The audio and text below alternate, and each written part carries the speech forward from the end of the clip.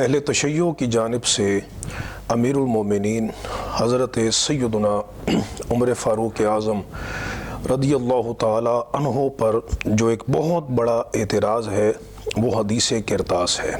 ان کے کہنے کے مطابق نبی کریم رؤوف الرحیم صلی اللہ تعالی علیہ وسلم نے آپ نے اپنے وصال سے 4 دن قبل آپ کا وصال پیر کو ہوا تو جمعرات کے دن حضور علیہ الصلوۃ والسلام نے کاغذ اور قلم منگوایا کہ میں تمہیں ایسی تحریر لکھ کے دوں جس کے بعد تم گمراہ نہیں ہوگے۔ تو حضرت عمر فاروق رضی اللہ تعالی عنہ نے یہ عرض کی کہ نبی کریم رؤوف الرحیم صلی اللہ تعالی علیہ وسلم پر تکلیف کا غلبہ ہے، ہمارے پاس اللہ کی کتاب موجود ہے جس میں تمام رشد و ہدایت کے اصول جزئیات سب کچھ موجود ہے۔ تو اس بارے میں حضرت عمر فاروق رضی اللہ تعالی عنہ نے یہ کہا کہ کاغذ قلم حضور کی بارگاہ میں پیش نہیں کرنا چاہیے۔ تو اس وقت صحابہ کرام میں 2 طبقات ہو گئے۔ تو اس بات کو لے کر اہل تشیع حضرت عمر فاروق رضی اللہ تعالی عنہ پر بڑا اعتراض کرتے ہیں کہ دیکھو جی، حضرت فاروق اعظم نے حضور کی گستاخی کی، حضور کے حکم کی مخالفت کی کہ نبی کریم علیہ السلام نے جب کاغذ قلم منگوایا تھا تو ان کو پیش کرنا چاہیے تھا۔ تو اس بارے میں سب سے پہلی گزارش تو یہ ہے کہ حضرت عمر فاروق رضی اللہ تعالی عنہ حضور نبی کریم علیہ السلام کے مشیر ہیں۔ نبی مکرم صلی اللہ تعالی علیہ وسلم آپ کئی معاملات میں صحابہ کرام سے مشورہ فرماتے، بالخصوص حضرات شیخین کریمین سے حضور مشورہ لیتے، اور نبی کریم علیہ الصلوۃ والسلام وہ جو مشورہ دیتے اس کو آپ قبول فرماتے۔ یہ مشورہ لینے کا حکم اللہ رب العزت نے قرآن مجید میں دیا ہے۔ ارشاد فرمایا وَشَاوِرْهُمْ فِي الْأَمْرِ کہ محبوب آپ اپنے غلاموں سے معاملات میں مشورہ فرمائیں، اور فَإِذَا عَزَمْتَ فَتَوَكَّلْ عَلَى اللَّهِ پھر جب آپ کا پختہ ارادہ ہو جائے تو آپ اللہ کی ذات پر بھروسہ کریں۔ حضرت عمر فاروق رضی اللہ تعالی عنہ کے وہم و گمان میں بھی یہ بات نہیں تھی کہ نبی کریم علیہ السلام کا وصال ہو جائے گا، چونکہ جب حضور نبی کریم علیہ السلام کا وصال ہوا تو اس وقت حضرت عمر فاروق پر سکتہ طاری ہو گیا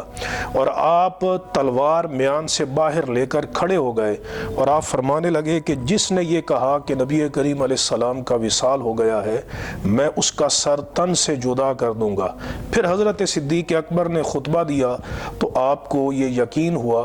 اور روایات میں لفظ آتا ہے کہ حضرت فاروق اعظم کو جب یہ یقین ہو گیا کہ حضور کا وصال ہوا ہے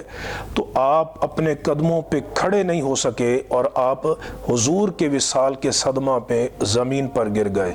تو فاروق اعظم کے وہم و گمان میں بھی یہ بات نہیں تھی کہ نبی کریم علیہ السلام کا وصال ہوگا۔ انہوں نے حضور کی تکلیف کا احساس کرتے ہوئے، چونکہ حضور پر بار بار غشی طاری ہو رہی تھی، انہوں نے یہ سرکار علیہ السلام سے اپنی محبت کا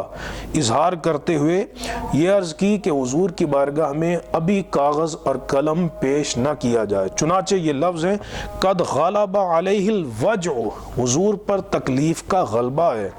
اور وعندکم القرآن، تمہارے پاس قرآن موجود ہے جو ہدی للناس، جو لوگوں کی ہدایت کے لیے جس قرآن کو نازل کیا گیا ہے، حسبنا کتاب اللہ، کتاب اللہ، تو ہمیں اللہ کی کتاب کافی ہے۔ تو حضرت فاروق اعظم نے صرف حضور کی تکلیف کا احساس کرتے ہوئے سرکار کی بارگاہ میں ایک رائے پیش کی تھی، ایک مشورہ پیش کیا تھا۔ نبی کریم رؤوف الرحیم صلی اللہ تعالی علیہ وسلم اگر اس رائے کو پسند نہ فرماتے اور آپ کا عزم مصمم ہوتا کہ یہ میرے پاس کاغذ اور قلم کو پیش کیا جائے، تو پھر روئے زمین کی کوئی طاقت ایسی نہیں تھی جو حضور کے ارادے کے اندر مزاحم ہو سکے، کیونکہ قرآن نے فرمایا فَإِذَا عَزَمْتَ فَتَوَكَّلْ عَلَى اللَّهِ کہ جب محبوب تمہارا پختہ ارادہ ہو جائے تو تم اللہ کی ذات پہ بھروسہ کرو۔ اور نبی کسی سے ڈرنے والا نہیں ہوتا، نبی کے دل میں کسی کا خوف نہیں ہوتا۔ ولہٰذا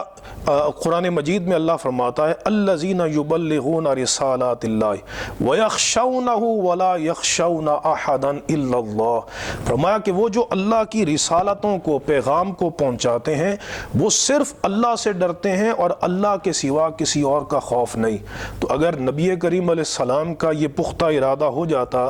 تو نبی کریم علیہ السلام کسی صورت میں حضرت عمر فاروق سے ڈرنے والے نہیں تھے۔ آپ یقیناً کاغذ اور قلم منگوا کر حضور وہ تحریر فرما دیتے۔ دوسری بات یہ ہے کہ تمام کتابوں میں موجود ہے کہ حضرت مولا علی شیر خدا کو حضور نے یہ حکم دیا تھا، مسند احمد بن حنبل میں موجود ہے۔ سرکار علیہ السلام نے خاص یہ حکم حضرت مولا علی کو دیا تھا۔ اگر حضرت عمر فاروق نے رائے پیش کی بھی تھی تو مولا علی تو کسی سے ڈرنے والے نہیں۔ نہج البلاغہ میں موجود ہے، مولا مرتضیٰ سیدنا علی شیر خدا کرم اللہ وجہہ الکریم، آپ فرماتے ہیں اگر ساری روئے زمین کے لوگ علی کے مقابلے میں آ جائیں تو علی تنہا ان سے جنگ کرے تو علی کے دل میں کوئی خوف اور خطرہ نہیں ہوگا۔ جو مرحب کا مقابلہ کرنے والے ہیں، فاتح خیبر ہیں، اور جنہوں نے ہر جنگ میں کفر کو ناکوں چنے چبوائے ہیں، وہ مولا علی کیا حضرت فاروق اعظم سے ڈر گئے تھے؟ لہٰذا معلوم ہوا کہ یہ ایک رائے تھی حضرت فاروق اعظم کی، جس کو نبی کریم رؤوف الرحیم صلی اللہ تعالی علیہ وسلم نے قبول فرمایا۔ اور یہاں پر حضور نے جو قرآن مجید کی ہدایت ہے اس کی تاکید کے لیے آپ نے چاہا کہ کوئی تاکید وغیرہ لکھ کر دیں، وگرنہ دین مکمل ہو چکا تھا۔ الیوم اکملت لکم دینکم، یہ سرکار علیہ السلام نے جب حج فرمایا اس وقت یہ آیت نازل ہوئی کہ آج دین تمہارے لیے تمہارا مکمل ہو چکا ہے۔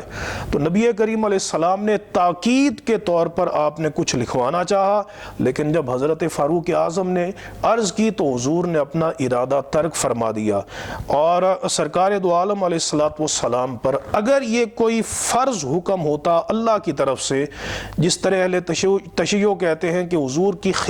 مولا علی کی خلافت حضور لکھوانا چاہتے تھے، حضرت فاروق اعظم اس میں رکاوٹ بن گئے، تو حضرت مولا علی کی خلافت اور ولایت کے متعلق تو تمہارے نزدیک لکھوانا فرض تھا حضور پر، اور حضور اگر فرض چھوڑ دیں تو قرآن بڑی سخت وعید فرماتا ہے، یا ایھا الرسول بلغ ما انزل الیک من ربک وان لم تفعل فما بلغت رسالتہ۔ اللہ نے فرمایا کہ رسول تمہارے اوپر جو اللہ نے نازل کیا ہے اس کو پہنچا دیجئے، اور اگر آپ نے نہ پہنچایا تو پھر آپ نے اللہ کی رسالت کو نہیں پہنچایا۔ تو یہ اتنا بڑا فرض حکم تھا تو حضور صلی اللہ علیہ وسلم نے اس کو ترک کیوں فرمایا؟ لہٰذا پتہ چلا کہ نہ یہاں پر خلافت لکھوانے کا کوئی معاملہ تھا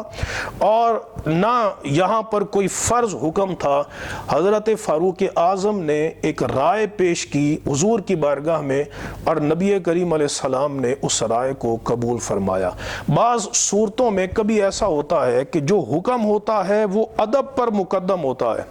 اور کئی معاملات میں ادب حکم پہ مقدم ہوتا ہے۔ جیسے اس کی مثال صحیح بخاری کے اندر موجود ہے، حدیبیہ کے موقع پہ نبی کریم رؤوف الرحیم صلی اللہ تعالی علیہ وسلم نے آپ نے حکم دیا حضرت مولا علی کو کہ تم محمد الرسول اللہ کی بجائے محمد بن عبداللہ یہ تحریر کرو، یعنی رسول اللہ کو کاٹ دو۔ چونکہ کفار نے جب صلح کے لیے پیش قدمی کی تو انہوں نے کہا کہ اگر ہم آپ کو اللہ کا رسول مانتے تو ہم آپ سے جنگ کیوں کرتے، آپ سے جھگڑا کیوں کرتے؟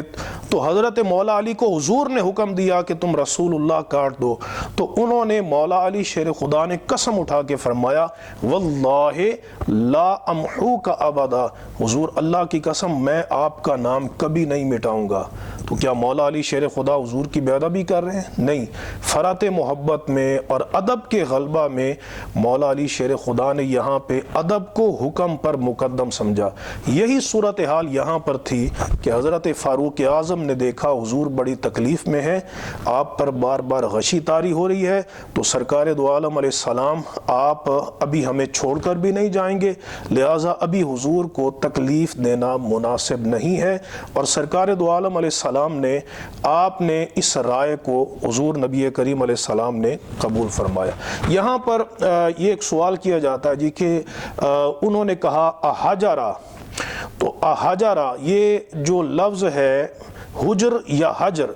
اس کا ایک معنی ہے بے ربط گفتگو کرنا، اور ایک معنی ہے فراق دینا، جدائی دینا۔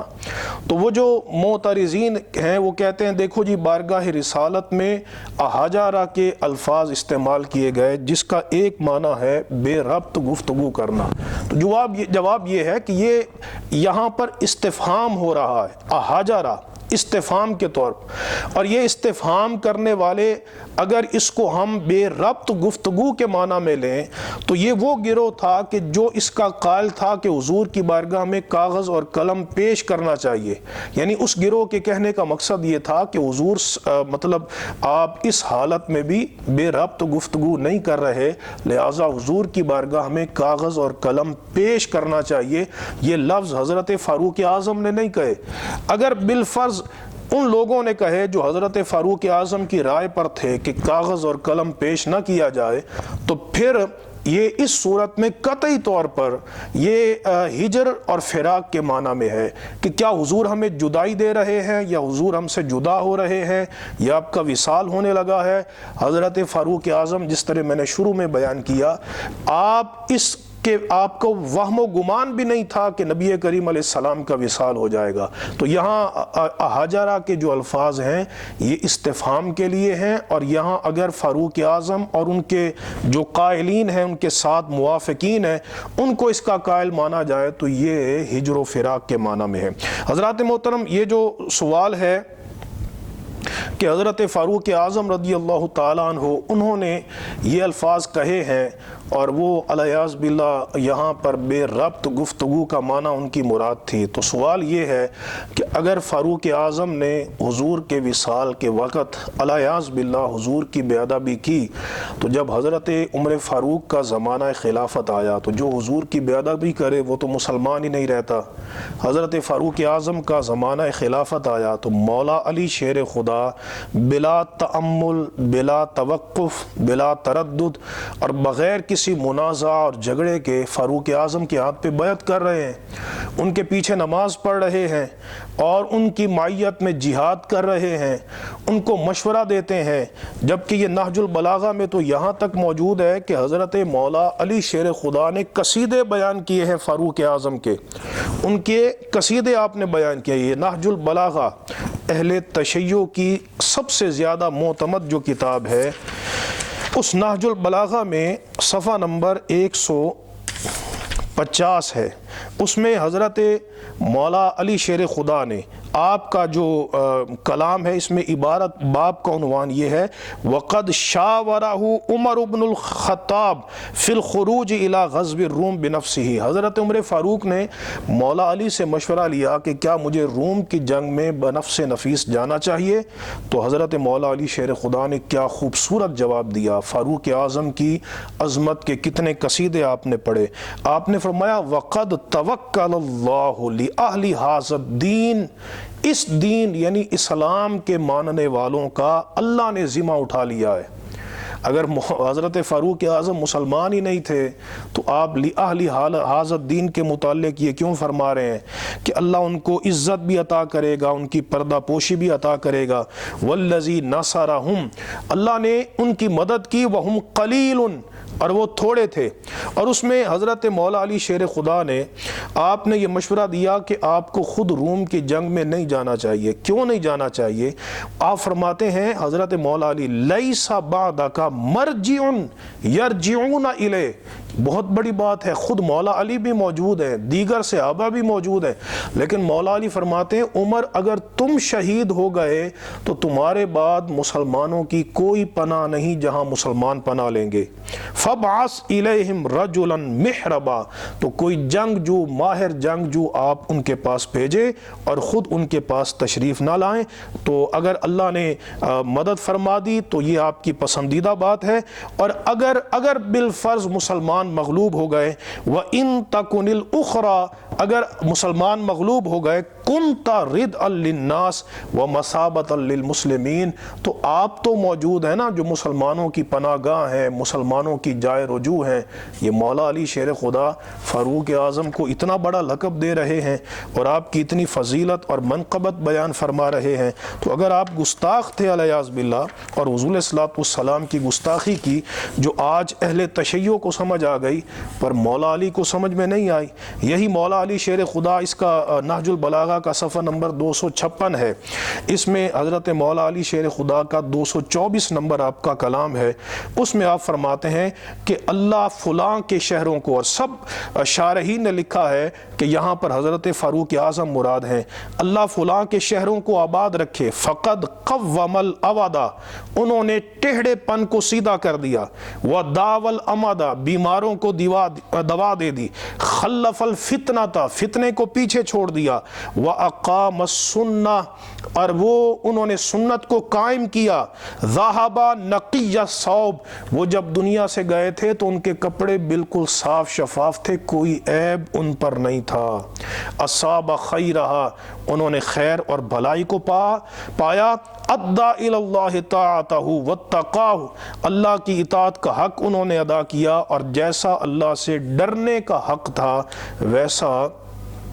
وہ اللہ سے ڈرے۔ یہ مولا علی شیر خدا ان کی شان بیان کر رہے ہیں۔ اگر اتنی بڑی گستاخی ہوئی تھی تو مولا علی شیر خدا نے ان کے قصیدے کیوں بیان کیے، ان کی شانیں کیوں بیان کی؟ لہٰذا یہ امت میں صرف ایک تفریقہ ڈالنے کے لیے ایک سوچی سمجھی سازش ہے۔ اگر بالفرض کوئی ایسا معاملہ ہوتا تو سب سے پہلے صحابہ کرام اس بات کے اوپر ایکشن لیتے۔ اللہ تبارک و تعالی ہمیں حضرت فاروق اعظم اور دیگر تمام صحابہ و اہل بیت کا ادب کرنے کی توفیق عطا فرمائے۔ وآخر دعوانا ان الحمد للہ رب العالمین۔